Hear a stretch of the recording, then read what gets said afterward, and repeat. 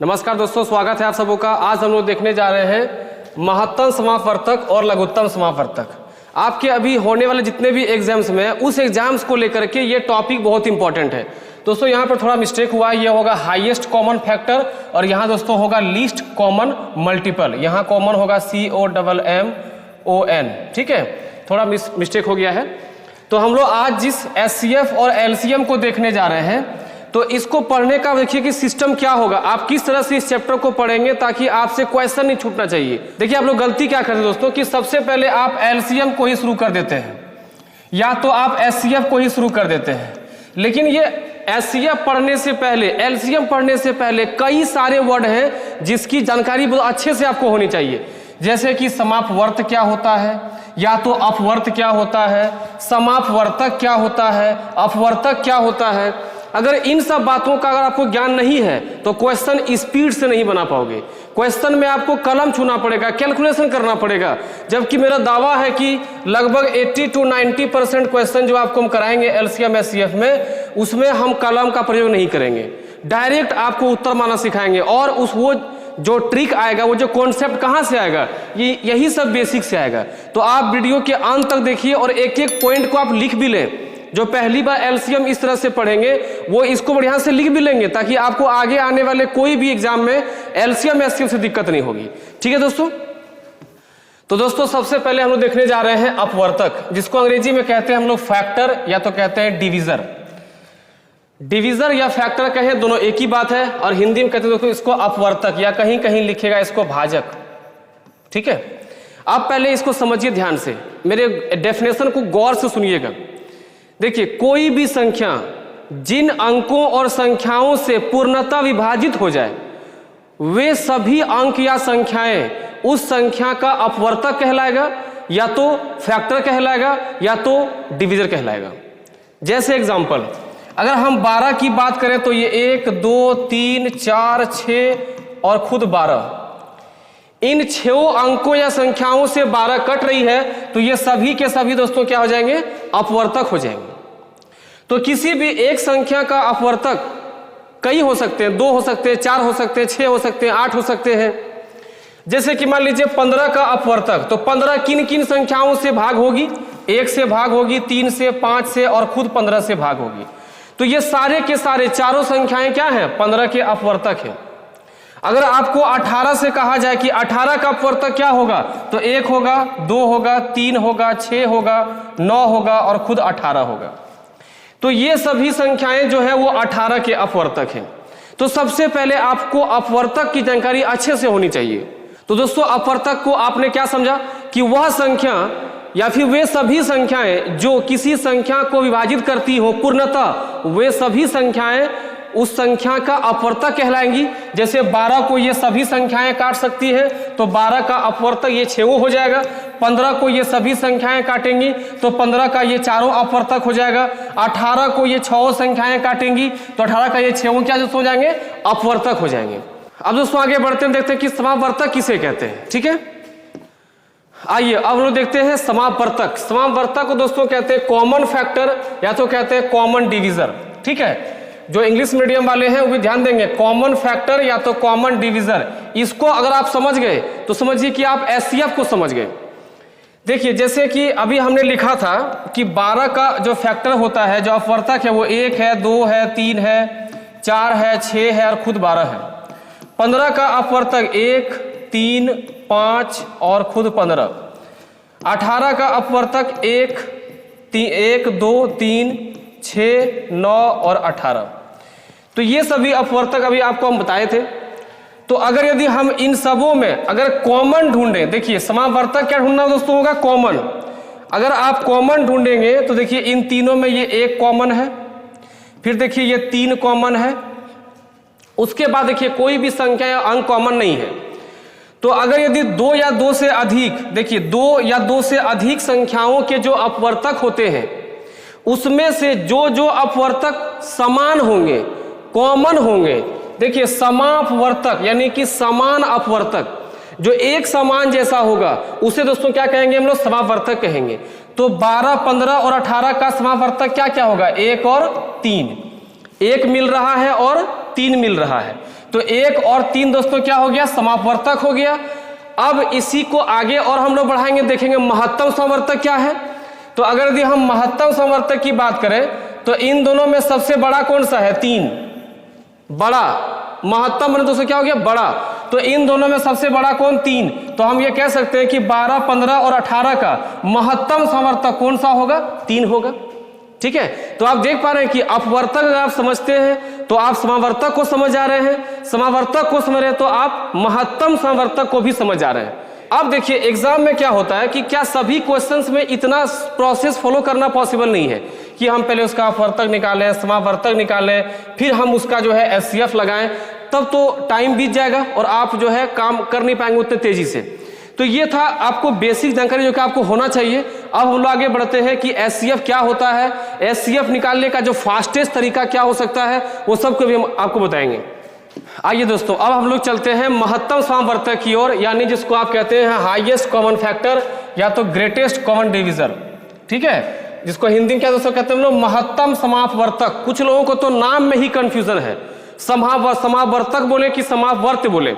तो ध्यान दीजिएगा कि अगर हम एचसीएफ की बात करेंगे तो एचसीएफ को समापवर्तक कहते हैं, और अगर एलसीएम की बात होगी तो वहां समापवर्त कहते हैं। ठीक है, तो देखिए इसका डेफिनेशन क्या होगा। तो पहले डेफिनेशन आप अच्छे से सुन लीजिए, उसके बाद आप इस डेफिनेशन को लिख भी लेंगे अच्छे से।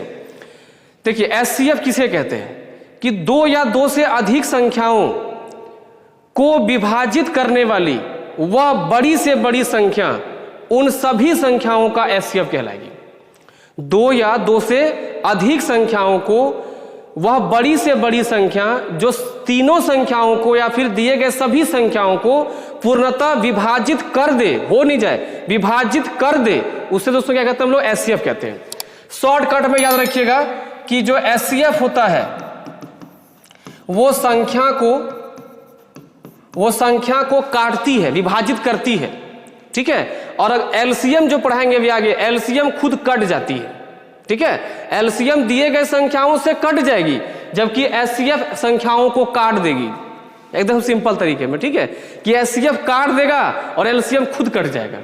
ठीक है, अब देखिए कि एचसीएफ निकालने के कई तरीके होते हैं, कई विधि होते हैं, लेकिन आप जिस कॉम्पिटिशन में पड़े हुए हैं, जिस कॉम्पिटिशन के पीछे आप लगे हैं, तो भाई अभी के दौर में एचसीएफ निकालने की विधि, वो गुणनखंड विधि और भाग विधि सब बेकार हो गया, चौपट हो गया। उन सब विधि से आप एचसीएफ को नहीं समझ पाओगे और ना ही फास्टली निकाल पाओगे। तो अब एचसीएफ निकालने की जो विधि हम बता रहे हैं, आप इसका नाम दोस्तों रखना असली विधि। ठीक है, कौन सा विधि, असली विधि, क्योंकि यही विधि आपका नैया पार कराएगा भाई, इसलिए इसका नाम हम क्या रख दिए हैं, असली विधि रख दिए हैं। ठीक है, देखिए जैसे मान लीजिए कि 12, 18 और 36 इन तीनों का एचसीएफ निकालना हो, तो अगर हम भाग विधि भी करेंगे तो भी टाइम लग सकता है, अगर हम गुणनखंड विधि करेंगे तो भी टाइम लग सकता है। तो उन दोनों विधि को आप चर्चा ही नहीं करना है, भूल जाना है। ठीक है, ये ना ही एचसीएफ में और ना ही आगे एलसीएम में। तो सबसे पहले ध्यान दीजिएगा कि एलसीएम निकालने का सबसे पहला विधि क्या कीजिएगा कि सबसे नजदीक 2 संख्या लेंगे आप, उसके बाद उन दोनों के बीच आप अंतर निकालेंगे। ठीक है, सबसे नजदीक 2 संख्या लेंगे आप और उन दोनों के बीच अंतर निकालेंगे। देखिए 3 संख्या है तो कोई भी 2 आप चुन लीजिए। तो सबसे 2 नजदीक कौन कौन है, 12 और 18 है। सबसे नजदीक तो कौन है, 12 और 18 है। इन दोनों के बीच अंतर दोस्तों कितना है, 6। ठीक है, इन दोनों के बीच अंतर कितना दोस्तों, 6 है। अब आपको चेक करना है कि क्या यह अंतर जो आपको मिला, क्या यह अंतर सभी संख्याओं को काट सकती है। तो 6 12 को काट सकती है, 18 को काट सकती है और 36 को भी काट सकती है। इट मीन्स कि इन तीनों संख्याओं का एचसीएफ 6 है। कितना आसान है बताइए, इससे आसान क्या तरीका होगा, इसलिए इसका नाम दिए हैं दोस्तों हम क्या, असली विधि। बहुत ही सामान्य सा विधि, एकदम सिंपल और बहुत ही सटीक विधि है ये। अब देखिए एक और क्वेश्चन उठाते हैं। जैसे क्वेश्चन दिया गया 24, 30, 48। मान लीजिए ये 3 संख्या दिया। अभी हम कुछ बड़े क्वेश्चंस भी लेंगे, पहले आपको समझा दे रहे हैं कि बेसिक क्या है। अब इन तीनों संख्याओं में सबसे नजदीक कौन कौन है, 24 और 30 है। इन दोनों के बीच गैपिंग कितना, 6। खाली चेक करना है कि 6 से क्या ये 24 कट रहा है? तो कट रहा है। 6 से 30 भी कट रहा है, 6 से 48 भी कट रहा है, तो ये 6 इन तीनों का भी HCF होगा। समझ में आ रहा है आपको? आइए कुछ बड़े क्वेश्चंस को लेते हैं। अब दोस्तों किसी के मन में आ रहा होगा कि सर अगर यदि ऐसा हो जाए कि जो अंतर निकले अंतर से कटे ही नहीं, तब क्या होगा? जी देखिए, जैसे कोई क्वेश्चन लेते हैं 21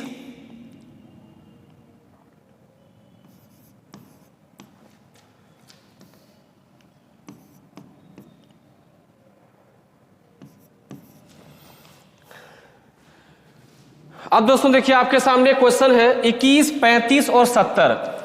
तो इन तीनों का जब HCF हम निकालेंगे तो वही काम करना है सबसे पहले कि जो नजदीक संख्या है उसको पहले उठा लेते हैं। तो 21 और 35 दोनों नजदीक संख्या है, तो इन दोनों के बीच का दोस्तों अंतर कितना है? 14। अब देखिए कि 14 से 21 भी नहीं कटता है और ना ही 35 कटता है। 70 भले कट जा रहा है, लेकिन HCF से सभी संख्याएं कटनी चाहिए। अगर एक भी नहीं कटा तो वो HCF नहीं होगा। और ऐसी स्थिति में क्या अब वो क्या करना होगा? जब वो अंतर सबको नहीं काट पाए तो इस अंतर को तोड़ने का प्रयास कीजिए, और इस तरह से तोड़िएगा कि वैसे संख्याएं आप प्राप्त करें जिससे कि वो सब कटने लायक हो जाए। तो देखिए वैसे भी 14 को तो 2 गुने 7 ही करना पड़ेगा, इसके अलावा कोई उपाय भी नहीं है। अब देखिए 7 से 21 भी कटेगा, 35 भी कटेगा, 70 भी कटेगा। इसका मतलब दोस्तों हो गया कि HCF इन तीनों कितना दोस्तों हो गया? 7। बहुत ही आसान तरीका, बस यही इसको जो है आपको इसी तरह से विधि लगाना है और एग्जाम में भी क्वेश्चन को ऐसे सॉल्व करना है। आइए दोस्तों हम लोग एक क्वेश्चन को देखते हैं, और ये सवाल आपका पूछा गया है, SSC एग्जाम में दिया हुआ क्वेश्चन है ये। तो इस तरह के क्वेश्चन SSC हो या फिर रेलवे हो या फिर आपका टेट हो, इस बार जो NTPC एग्जाम हुआ था, NTPC में भी HCF से क्वेश्चन देखा गया था। तो अभी आपको हम HCF का क्वेश्चन और भी कुछ दिखाने वाले हैं, क्योंकि पहले एक एग्जाम्पल दिखा लेते हैं जो क्वेश्चन पूछा गया है, उसके बाद दिखाते हैं कि पॉइंट वाला HCF कैसे निकालते हैं और भिन्न का HCF कैसे निकालते हैं। आज हम लोग HCF को पूरा खत्म कर देंगे, ठीक है। तो ये कहता है कि वह बड़ी से बड़ी संख्या ज्ञात कीजिए जो 24, 60 और 84 को पूरी तरह या पूरी विभाजित करे। यानी देखिए क्या बोला? बड़ी से बड़ी संख्या। तो आपको याद रखना है कि बड़ी से बड़ी संख्या जैसे बोला जाए हम लोग क्या निकालेंगे? HCF, ठीक है। बड़ी से बड़ी संख्या जो कि तीनों को काट सकता हो तो वो HCF ही होगा। तो पहले आप संख्या लिख लेंगे 24, 60 और 84। अब देखना है कि इन दोनों में सबसे नजदीक कौन सा है। तो नजदीक दोस्तों कौन कौन है? 60 और 84 नजदीक है। बताइए दोनों के बीच में कितना अंतर है? तो दोनों के बीच में अंतर 24 है। अब देखिए 24 से 24 तो कट जाएगा, लेकिन बाकी दोनों में से कोई भी संख्या नहीं कटेगी। ऐसी स्थिति में आपको 24 को तोड़ना है। तो 2 गुने 12 भी तो कर सकते हैं।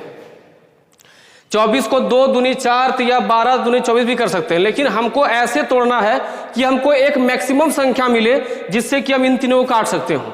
अब देखिए 12 से देखिए 24 भी कटेगा, 60 भी कटेगा और 84 भी कटेगा। 12 गुने 7 84। तो इन तीनों का HCF दोस्तों क्या हो जाएगा बताइए? इन तीनों का HCF हो जाएगा 12। इतना ही करना है और कुछ खास नहीं काम करना है, ठीक है। अब दोस्तों एक और क्वेश्चन देखते हैं। ये भी सवाल आपका पूछा गया एग्जाम से क्वेश्चन है। कहता है 111, 185 और 481 का HCF बताइए, और ये रहे आपके ऑप्शंस।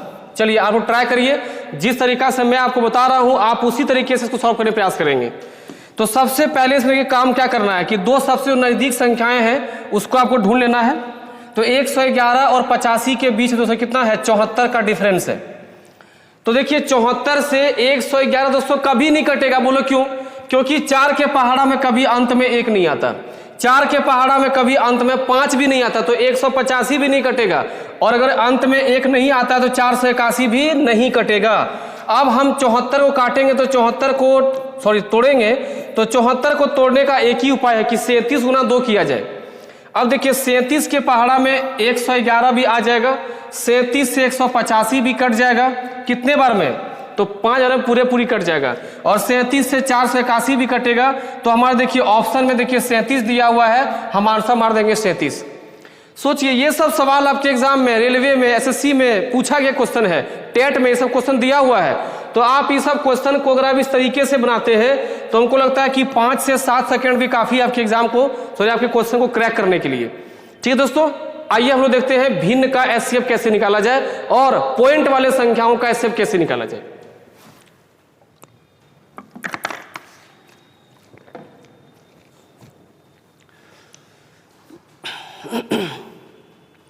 आइए दोस्तों, हम लोग अगला जो क्वेश्चन देखने वाले हैं, ये क्वेश्चन आपका पॉइंट वाले संख्याओं का एचसीएफ है। और इन सारे टेक्निक को आप बना लेंगे नोट्स, क्योंकि आपके एग्जाम में ये सारे क्वेश्चंस आए हुए हैं। जाके आप देखिएगा कि आपके एग्जाम में पूछा क्वेश्चन है ये, और अगर आपको ये तरीका पता रहेगा तो आपके एग्जाम में कम से कम टाइम में आप इस क्वेश्चन को सॉल्व कर सकते हैं।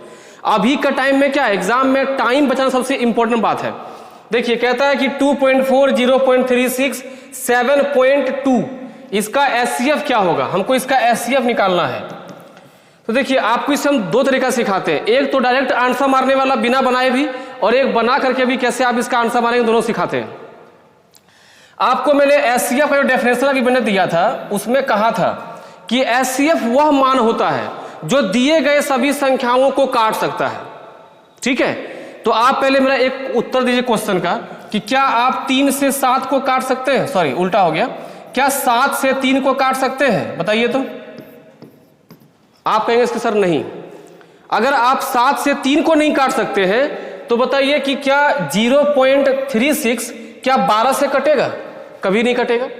अगर 12 से नहीं कटेगा तो 120 से भी नहीं कटेगा, क्योंकि ये भी काफी बड़ी संख्या हो गई। और 0.36 क्या वो 1 से भी कम है तो 1.2 से भी नहीं कटेगा, क्योंकि ये संख्या खुद 1 से कम है तो ये 1.2 से भी नहीं कटेगा, क्योंकि जो संख्या छोटी है वो बड़ी संख्या से नहीं कटेगी। ठीक है, इसका मतलब है कि बचा कौन सा 0.12, इसका आंसर दोस्तों हो जाएगा 0.12।